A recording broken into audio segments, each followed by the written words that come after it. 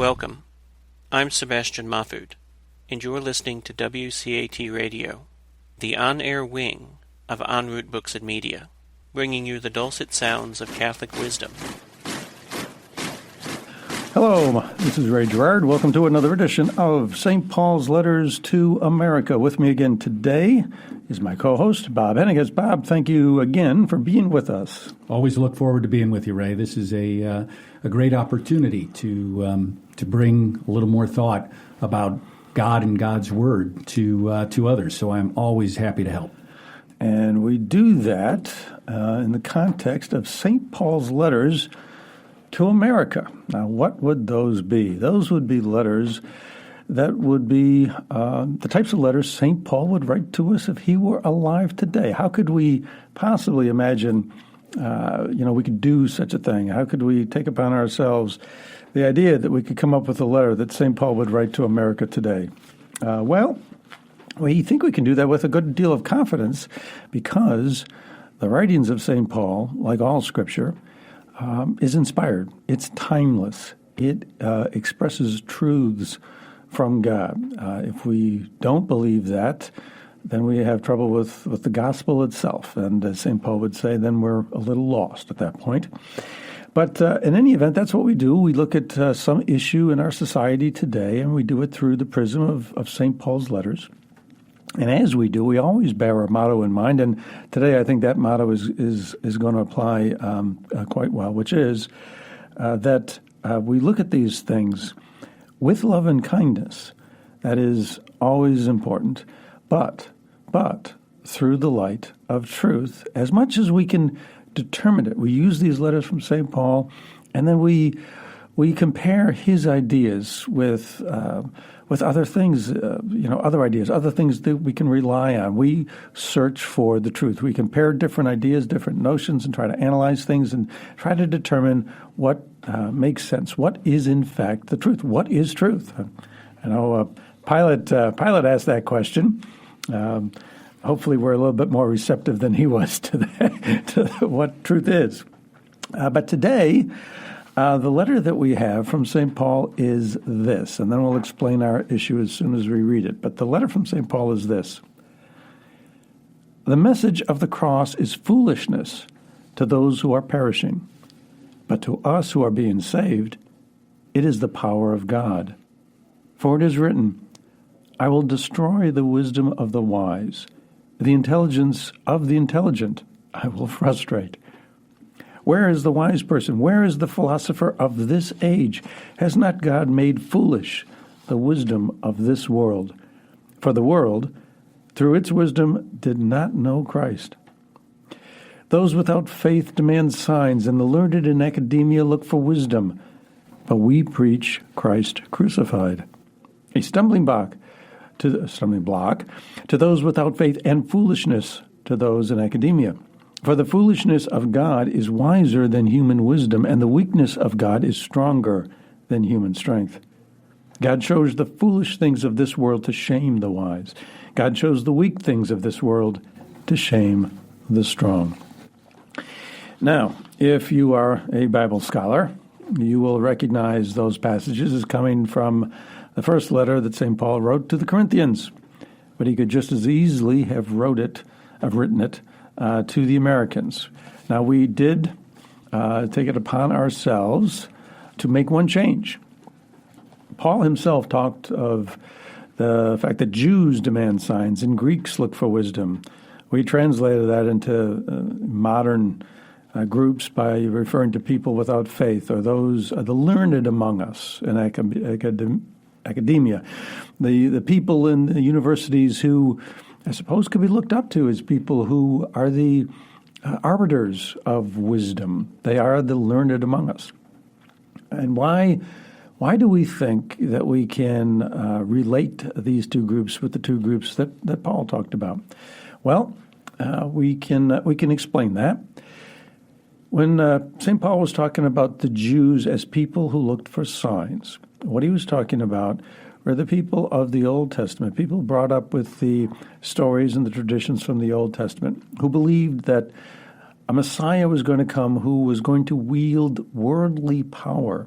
He was going to be someone who would lead a conquering army. He was going to solve their immediate worldly problems so that they would have land and food and material worldly goods. He was going to supply all that for them so they could have happiness on this earth. That's who they were looking for. They were looking for someone who was powerful. Those were the signs that they were looking for. They were signs of power.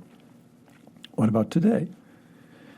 Well, those without faith look also for answers and signs in this world. They look for victories in this world. They look for worldly goods. They look to people who can supply them with power or money or food, health care, whatever it may be.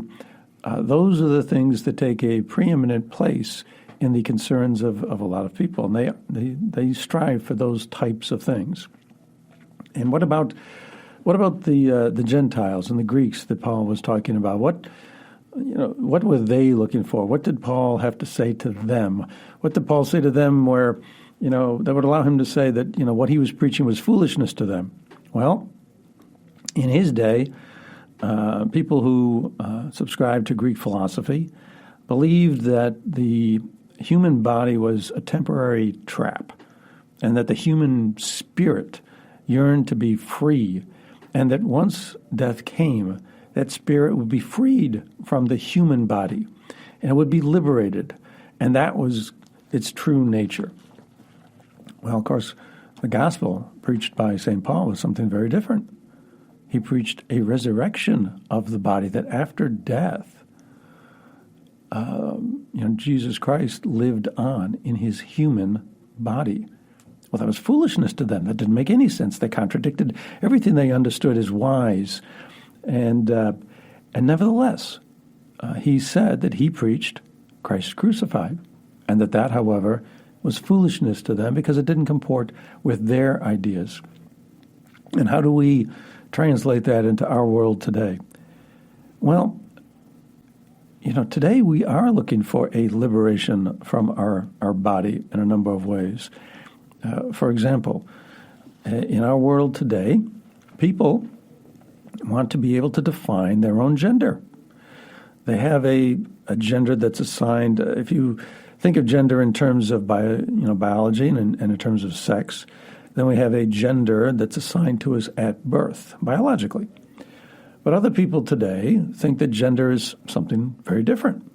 It's about how we feel about ourselves. It's how we express ourselves. And that's the viewpoint that they take. So it's in effect, in some ways, it's a holding off, a holding at a distance, an identity that may have been, or an identity that was assigned to you at birth. You have an identity of sorts, an identity in a sexual way that's assigned to you at birth. But you retain the power to decide whether or not you agree with that identity, you want to change that identity, you feel parts of both of the biological identities that people are assigned at birth. You can decide, so your identity is not necessarily something that is given to you by God. And if God is someone who knew you in the womb before you were born, then being able to decide what your identity is without asking the question, what does God say? Maybe a lot of people in this particular realm do ask that question, but they still retain the right from the discussions that go on. What's apparent from the discussions that go on is they retain the right to decide for themselves. And there's a fundamental level at which you have to hold God at a distance. Because if you maintain that right, then you maintain power over the ability of God to assign to you an identity. On the other hand, if you say, well, the question that I need to answer is what identity does God have in mind for me? That's an entirely different discussion. So, in any event, how does that play out today? There are lots of stories that go on about in our culture today where this comes up. And, what took place recently that brings this to the surface again? Well, this particular story that's going to be our jumping off point for this discussion occurred down in the state of Tennessee. And they passed a law. The Governor Bill Lee, Republican governor in Tennessee, just recently signed this into law. And I'm going to read a bit from the law because it's always interesting to me to go directly to the source. You find a lot of people, you can read a lot of articles where a lot of people are discussing what the law says, and it's always what they say the law says. But, for us to decide ourselves, let's go directly to the source. And so the law that was passed says, to the extent allowed by federal law, no private licensed child placing agency shall be required to perform, assist, counsel, recommend, consent to, refer, or participate in any placement of a child for foster care or adoption when the proposed placement would violate the private placement agency's written, religious, or moral convictions. And then the law goes on to say that any private placement agency who has such religious or moral convictions can't be denied an application for a license on that basis. They can't be denied a state contract to provide services on that basis, and they can't be sued civilly by other people on that basis. In other words, if you are handling the adoption of small children and you're a service agency that is pairing children with potential parents, whether they're foster parents or adoptive parents, you can, as that kind of organization, allow your religious beliefs to play out in how you conduct your business. So that if, for example, a same-sex couple were to approach you and say, we want to adopt a small child, you could say, I'm sorry, that is not consistent with our religious beliefs. There are other agencies that you can go to for that. Perhaps here's a list of who they are. That was done in Philadelphia, a situation that we discussed previously on this program. But a lot of people are often not satisfied with that. So, Ray, let me just jump in to clarify. So this law allows a company to function and say, I'm sorry, we can't handle your case because it doesn't fit with our beliefs, and then just walk away and even advise another, the couple that's looking for a child, advise who might be able to handle their case, and they haven't done anything, the initial company, they haven't done anything, they haven't except disagree with the couple that's coming in and trying to adopt, and everybody walks away fine, no harm, no foul. We don't want to take your case because of the religious views that we have, but here are some people that believe differently than we do. You may work with them, and that would be fine. And is that what the law basically says? Does it say that that's okay, that they're allowed to just walk away? Well, actually, Bob, what I would say to you is that other people don't feel that way. They wouldn't describe the situation exactly as you did. They feel that if you're a same-sex couple, for example, that approaches a Christian, foster care agency, a private placement agency, and you say to them, hey, I want to adopt, or take in a foster child, and that agency then turns around and says, look, I can't help you. We're Christian. That doesn't comport with our beliefs. If we were to serve you, what they're really saying then is if we were to serve you, we're doing something against our religion because our religion, and they wouldn't necessarily say this verbally, but obviously I think the same-sex couple would understand that the reason they're saying that is because that their religion regards that as wrong in some sense. They regard that as wrong. And that therefore, though that same-sex couple, the applicant, would be emotionally harmed. You're being told, that you're not good enough. That's how I think they would look at it. And that's, in some way, what they would say about that. So to say that everybody walks away, no harm, no foul, they'd say otherwise. But of course, if you are going to have a law that says different and says you as a religious organization have to tend to the needs of that same-sex couple. Now you're telling that organization that they have to bend in some way. So this is a competing set of interests. Either somebody is going to be told, hey, I don't agree with how you live your life, or someone is going to be told, hey, you have to, serve people, serve people in a manner that, is going to violate your religion. It's going to cause you to take an action which you think is going to violate your religion, is going to be, in a Christian sense, sinful. So if a couple comes up and wants to adopt, and they are very open and they say, by the way, we're sadists. We believe in the worshiping of the devil, and we want you Catholic Charities to help us find a child. Catholic Charities has to help a group that believes the exact opposite of someone who's a sadist that worships the devil. They have to be allowed. In fact, they're forced to help this couple find a child that they know is going to practice devil worship with the child in the not too distant future. I'm proud of you, Bob. You'd make a good lawyer. Because I mean, you could easily have a case come down the pike that would present just that kind of issue. As a matter of fact, there was a situation in Canada, not too long ago, where there was a devil worshiping group that was given some kind of legal protection. I don't recall the particulars.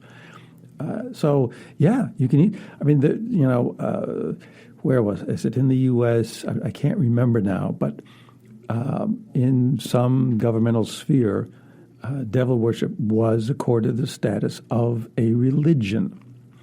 So you can easily have the type of case that you are talking about. So the question when you're trying to balance these competing interests is, what is best for society and what is more burdensome on particular individuals? Is it better to burden the religious group? Is it better to burden the same-sex couple? And I think the point you're making is with the same-sex couple, if the religious organization were to say, here, there's another group you can go to, that is less burdensome than telling the religious group, you have to do something that contradicts your faith.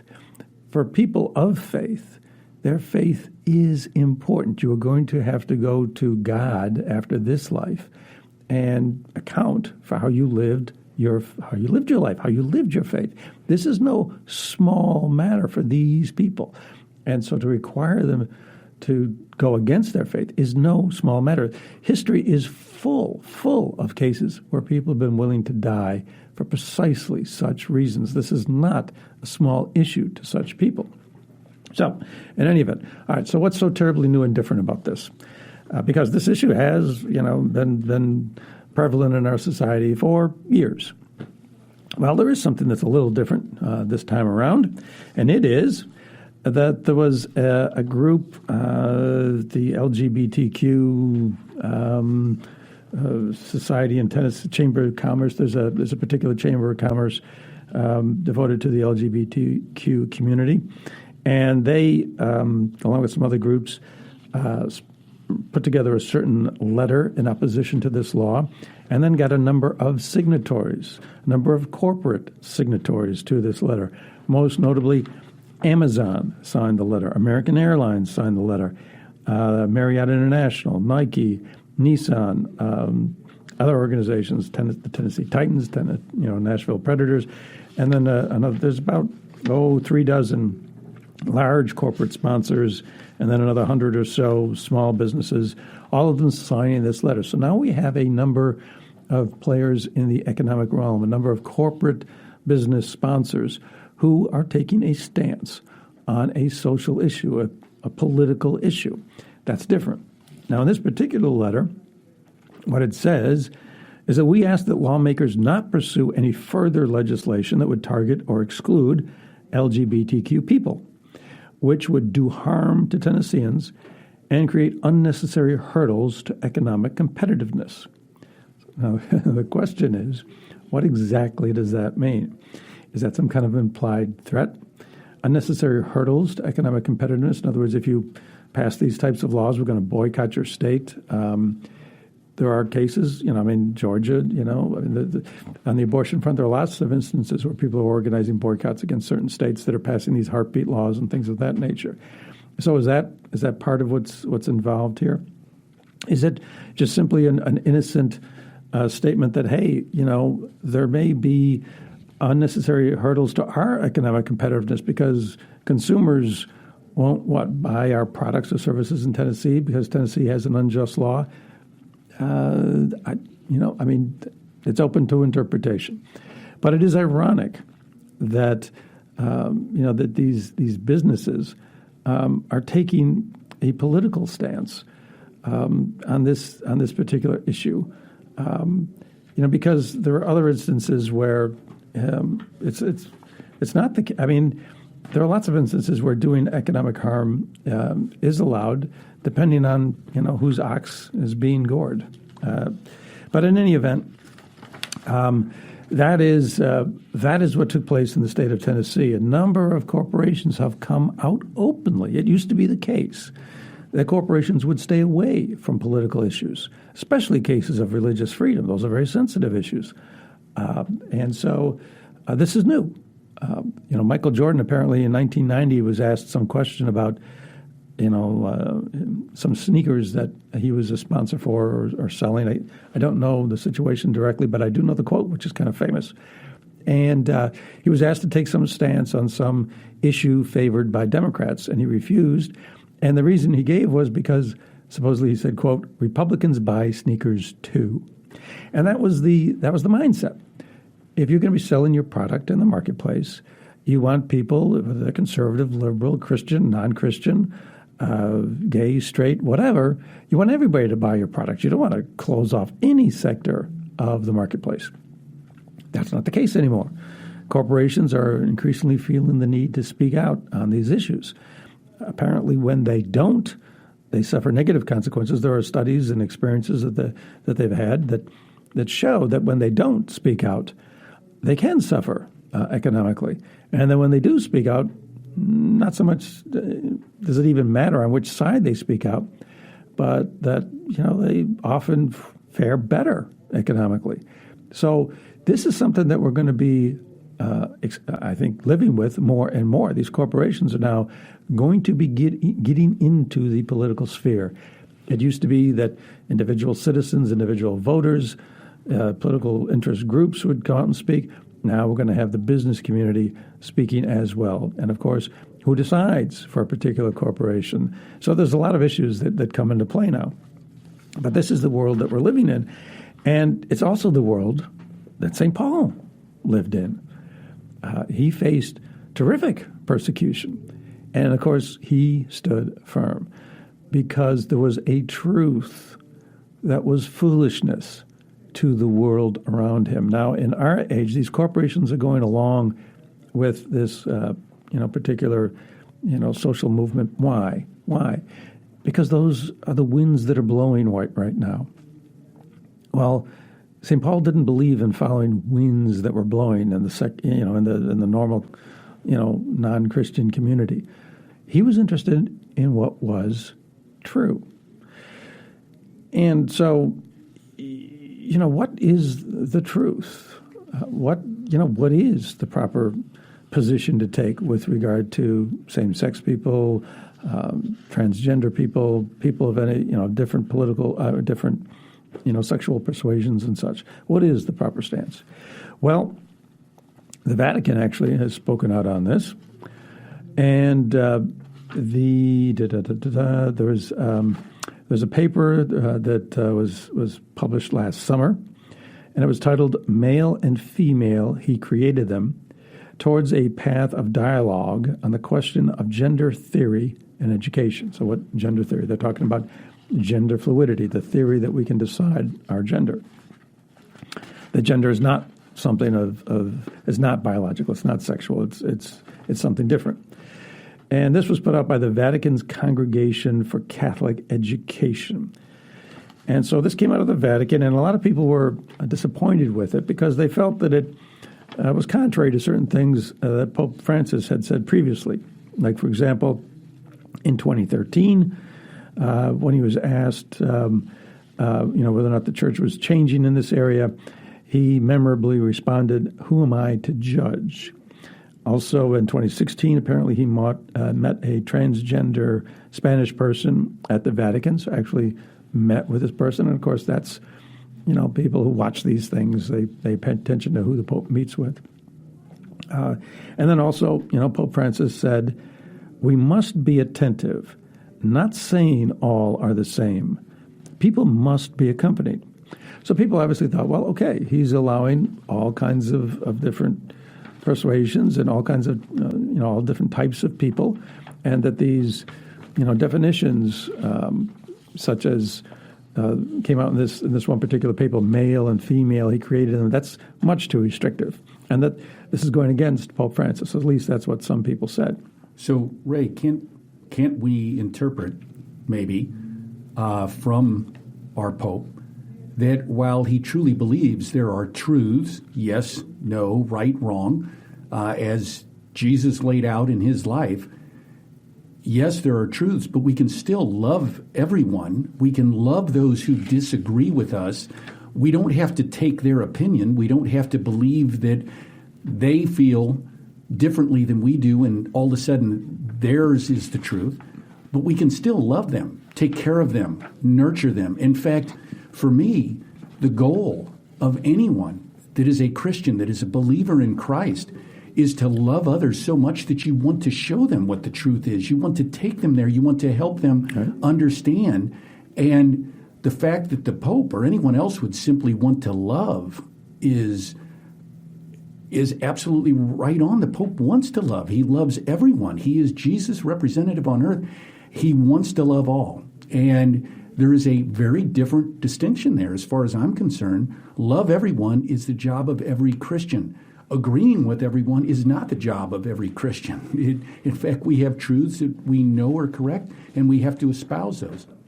Well, this paper that was put out by the Vatican's Congregation for Catholic Education said precisely that.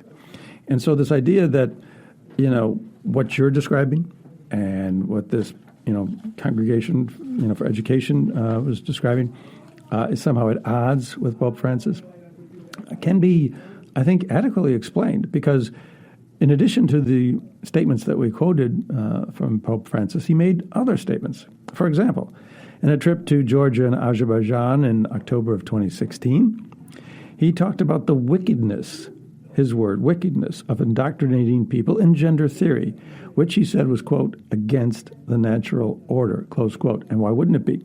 Gender theory says gender is fluid.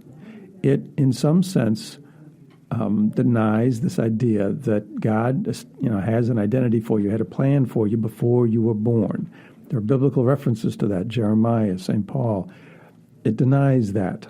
And Pope Francis also said, it is one thing, quoting, it is one thing for people to have a homosexual tendency or even to change sex. Okay, but it is another to try to teach along this line in schools to change the mentality. I call this cultural colonialism, close quote. He also called it, quote, part of a, quote, world war against marriage, close quote. So it's a colonial, it's a colonialism of thought. It's an indoctrination. So I think you can easily see that his earlier comments are consistent with his later comments, because he said it's one thing for people to have a homosexual tendency or even to change sex, and it's as if he's saying, on some level, okay, you have that tendency, you change that. We need to love you. Who am I to necessarily judge? People must be accompanied. We must be attentive. I mean, we must, as you say, love these people. Be attentive to what they are feeling, what they are saying. Who they are, what their doubts are, what their affirmations are, hopes, joys, whatever. We have to be attentive to who they are as they're trying to express themselves. And he's saying that it is one thing for people to have this tendency, et cetera. That's, but it's another to teach it. So that's where he's drawing the distinction. So I think he's saying exactly what you're saying, Bob. I think he's saying exactly what this paper from this Congregation for Catholic Education is saying. So the church has voiced its position on this, and the church has said, no, this is not, this gender theory is not consistent with Catholic teaching. Okay, fine. Other people, doesn't Ray, this story that you brought up a little earlier with the adoption agency, where the adoption agency feels it's wrong to adopt to someone that they don't feel is a couple that should be given a child, and they say, no, we're not going to help you. But then, because they still love, they say, here is a group that will help you, and here is a group that allows you to go ahead and get an adoption, and they actually help you find that group of people. It says, I can't believe that. I don't agree with it, but I don't want you not to be able to do this, not to be able to pursue. So here's somebody who will help you, and I truly hope that they're able to fill your needs. Isn't that sort of the definition of love? Isn't that what we're supposed to do? So even if we can't do it, we don't believe that, we go ahead and help this person out, find what they need, but not be part and parcel to the process? I mean, there was a time when if you came to a Catholic agency and said, we're a homosexual couple and we want to adopt, you might be told not only that we can't help you, but you might be told, you're doing a terrible thing, this is all wrong, you need to change, you're living in sin, and those. I mean, God will be the ultimate judge on those types of things. But the fact remains, that could be true. People who, engage in sex outside of marriage. Guess what? Not right either. People often say, well, if you're going to have sex outside of marriage, why can't you have, sex with somebody of the same sex? Why can't? Well, yeah, I mean, the same principle applies. Both are, if you're going to maintain that the true Christian identity, that male and female, he created them, if you're going to believe in the monogamous relationship based in love, then you're going to say that anything other than that, is wrong. So somebody like that could have been confronted with perhaps a hostile, aggressive kind of response. But now, if you do not, that's not sufficient. So the question then comes, okay, so if that's where we are today, if in fact these organizations are trying to be loving, but it's still not sufficient, it's not enough, what are we doing? Well, what you're doing, I submit, is that you are engaging in a circular argument of sorts. You are saying, look, in the name of tolerance, in the name of preventing discrimination, we're going to discriminate. Right? I mean, it's very convenient to say, you can't pass the type of law that you did in Tennessee. You can't, as a state of Tennessee, say religious organizations can be allowed to act out their faith. You can't do that, because if you do that, you're a bigot, you're hateful, you're discriminatory, you are, you're not loving, you're perpetrating some type of evil. And so you can easily make that argument. And when you do, you can garner a lot of support. I mean, it sounds horrible.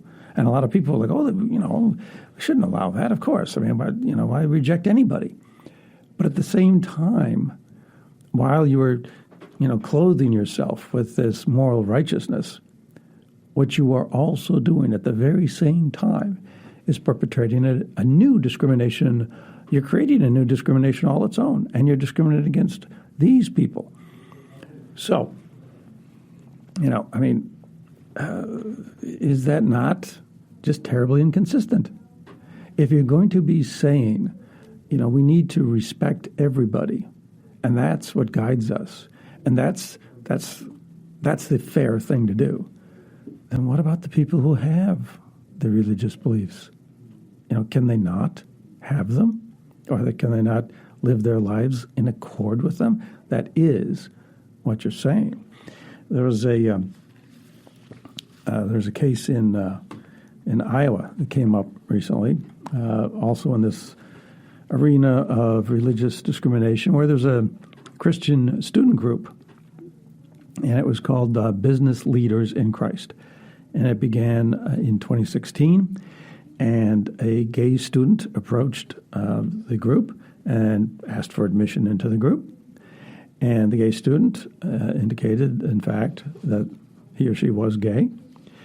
The group had a standing principle or rule that everybody who joined the group had to sign what was called a statement of faith. And part of that statement of faith said that a sexual relationship other than a man and a woman is, quote, not in keeping with God's original plan for humanity, close quote. Well, the gay student thought that this was not fair, couldn't sign that statement of faith, and so the group refused to admit this person. So this person then filed a complaint with the university, administration of the university, and the university decided to revoke the license for this student group. So the student group then could not reserve meeting rooms on campus. It couldn't use any university-wide communication systems. It was unable to use any of the school resources that other student groups could use. So this student group then sued, and they sued in December of 2017, and they alleged, hey, our constitutional rights of free speech are being violated. Our constitutional rights of religious freedom are being violated. And this case was recently decided. It may be appealed, but there was a decision that was recently handed down at the district court level. And the decision was issued by a judge named Stephanie Rose. Ms. Rose was an appointee of President Obama.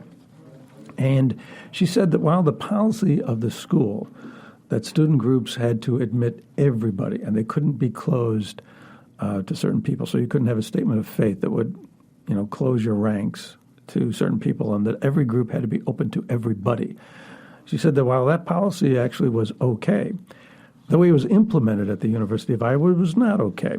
For example, the University of Iowa allowed a group called Chinese Students, the Chinese Students and Scholars Association, which was limited to membership by Chinese students. There was another group on campus called the Iowa Hawkapellas, a cappella singing group that only accepted women. I mean, if you are going to have a group, by definition, it is a group of certain people as opposed to other people outside the group. If it's not, you don't have anything that identifies you as a group. So the idea that you have to open the doors of every group to everybody seems foolish, does it not? I mean, here's that word again. I mean, St. Paul was talking about foolishness. I mean, if the truths expressed, by Paul, if the truths that we regard to be part of the Catholic faith do apply, and there are certain lifestyle that is in keeping with a plan. There is a God; He does have a plan, and there are certain things that are in keeping with it, and certain things that are not. Then anything outside. Then if you agree to something that doesn't fit that and can justify it, perhaps you're being foolish. And if that takes you to the point where you're saying you can't have any Chinese students in college, students and scholars, you can't have an all-women a cappella group. I mean, is that not getting us to the point of foolishness? Is that not getting us to the point where what would seem on any kind of just normal common sense level to be fine and dandy? I mean, you want to organize yourself as a bunch of women a cappella singers? Fine, go ahead, do what you like, do what floats your boat. No, we can't have that now. I mean, seems crazy. Yeah, I mean, it just defies common sense. You are entering the realm of the foolish. But in any event, she said the policy was okay, but that they applied this policy in an unjust manner. They allowed certain people to violate the rule. They didn't allow other people to violate the rule, and so there you go. Now, why would the University of Iowa apply this in such a different fashion for different groups? Well, there's a nonprofit group called Soul Force, and it's dedicated to ending LGBTQ discrimination in the Christian community. And it objected to the statement of faith that this student group in Iowa had. And Its director of programs and communications, a person by the name of Yaz Mendez Nunez, said that while on their face, statements of faith like the one we've talked about may seem innocuous, often the statements contain dangerous language against LGBTQ people. So if you're going to say that you have a statement saying, "Hey, we believe in this guy called God. We believe that he's got a plan for us. We believe that this is what the plan says. That's our religious belief, and that's what we want to live according to." That's dangerous.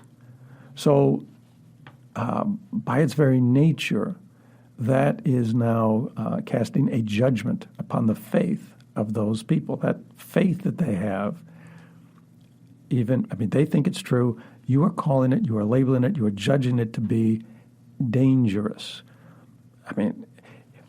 Impliedly, there's to a certain extent, that means it's wrong. But if there's doubt about that, Mr. Nunez then continued what he said.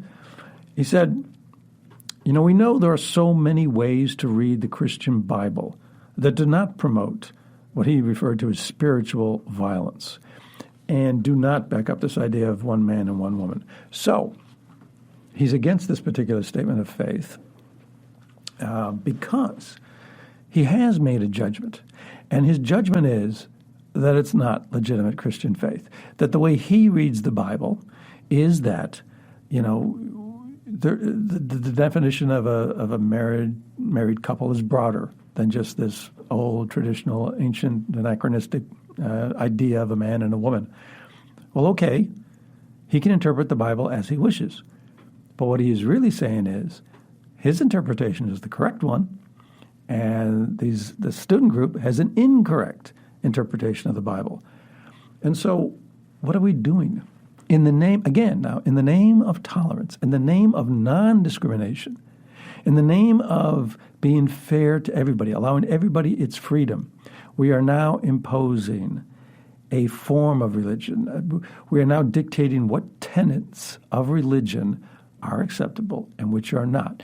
We are doing the very thing the writers of the Bill of Rights said you couldn't do.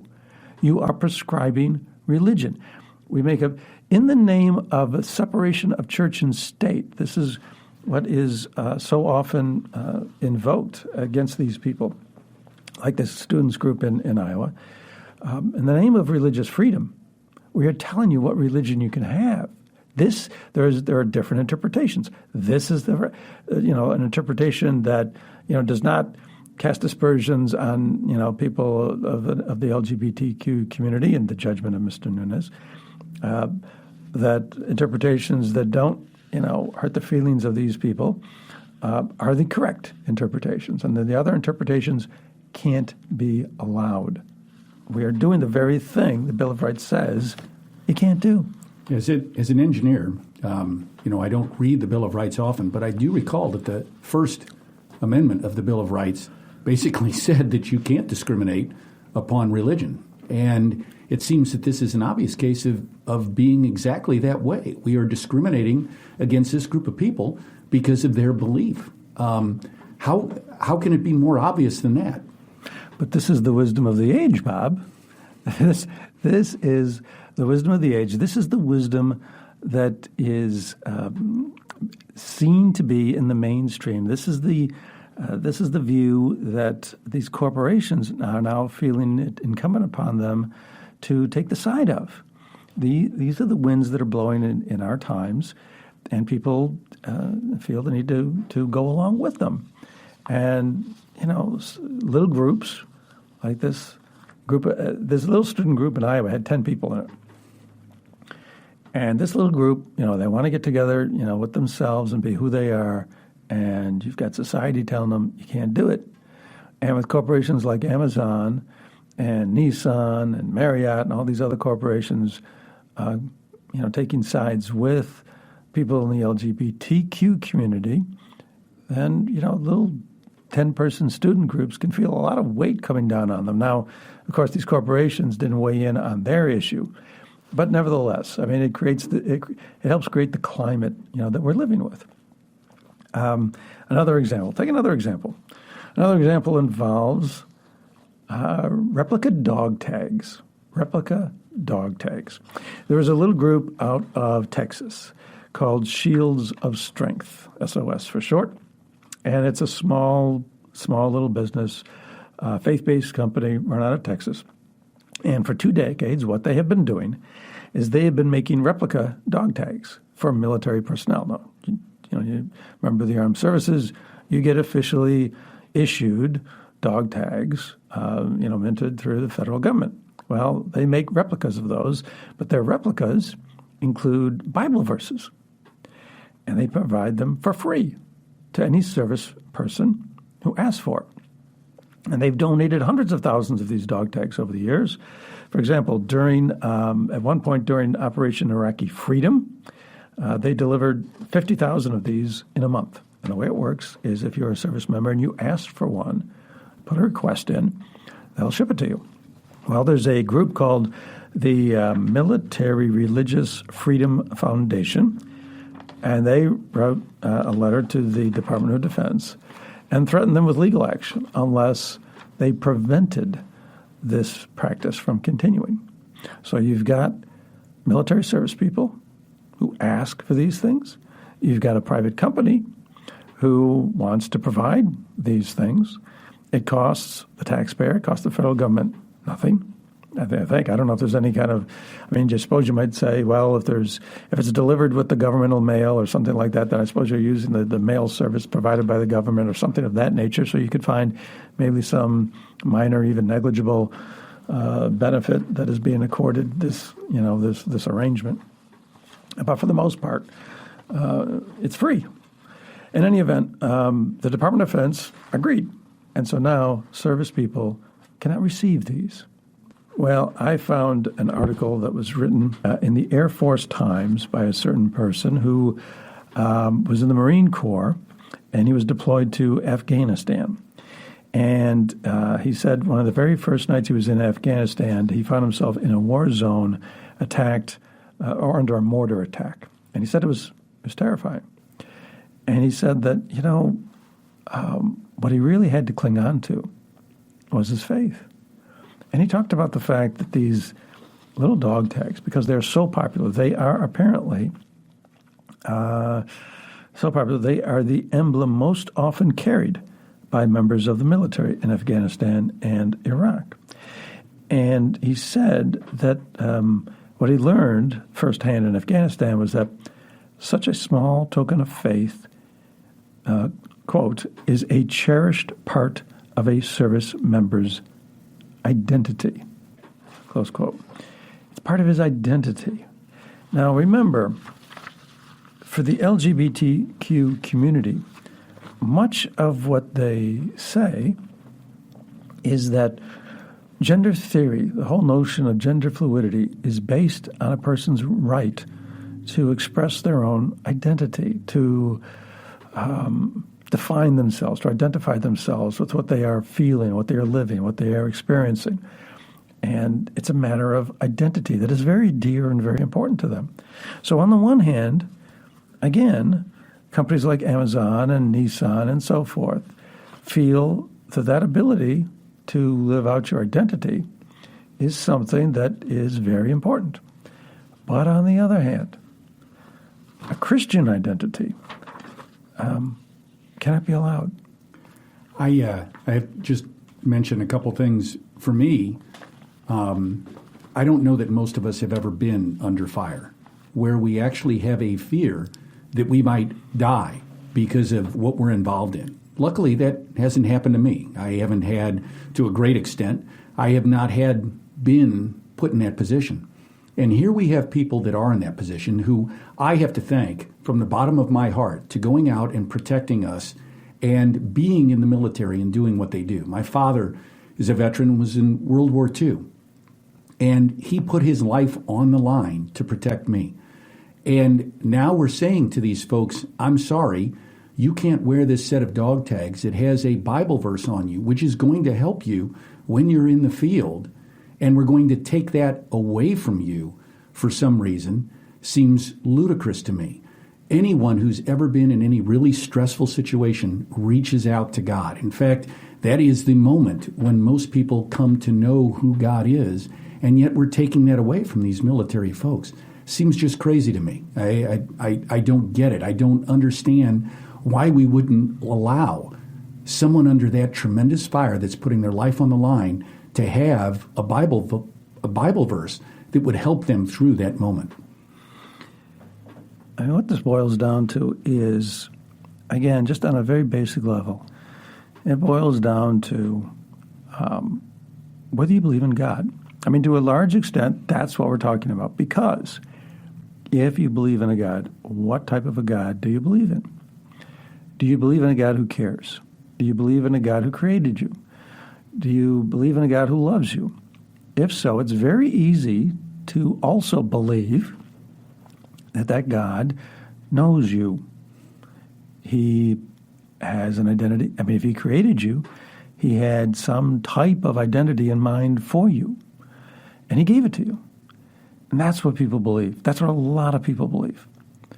So why are we telling people on these levels that we've been discussing, they can't have those beliefs? You know, they can't live in accordance with those beliefs. This goes to the core of who people are. So under the guise of protecting people's ability to express their identity, we're preventing other people from expressing their identity.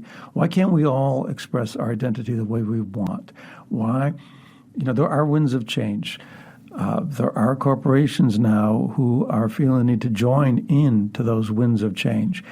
And if you're a Christian and you're maintaining some beliefs that go against those winds of change, you're going to find yourself in the crosshairs, whether it's with dog tags or you're a little student group on an Iowa campus, you know, or, you know, you're the family placement agency that, you know, doesn't want to necessarily prevent some same-sex couple from adopting a child, but doesn't want to be, you know, part of assisting them do it. Why can't we all, you know, do, you know, what we feel like doing? That is supposed to be, you know, what this country is about. But that's what we're struggling with. That's what we're struggling with these days. And as we do, we run into all these arguments that justify discrimination against one group, while at the same time, you know, saying that that's necessary. They don't say it's necessary. They say they're protecting people of one group, certain groups, from experiencing discrimination, but they give no thought to the discrimination that's being perpetrated against other people.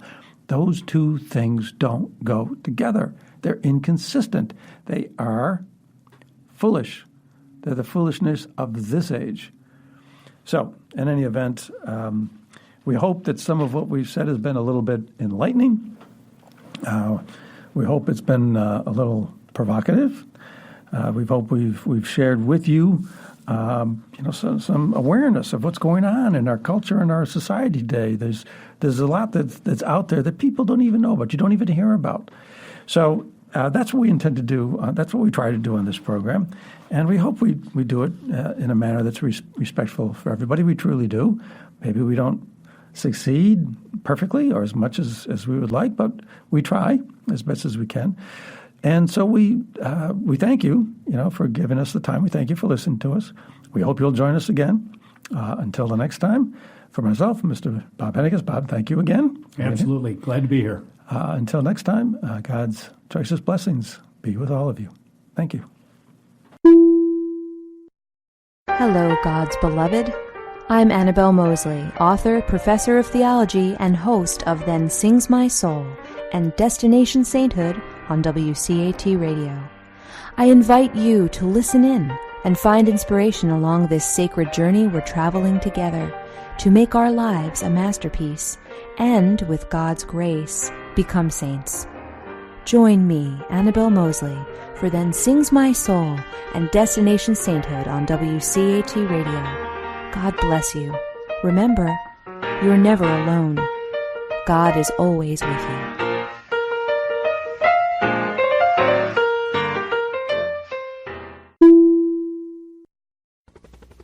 We hope you enjoyed the program and will join us back for another show on WCAT Radio. This is Sebastian Mahfood. Good day.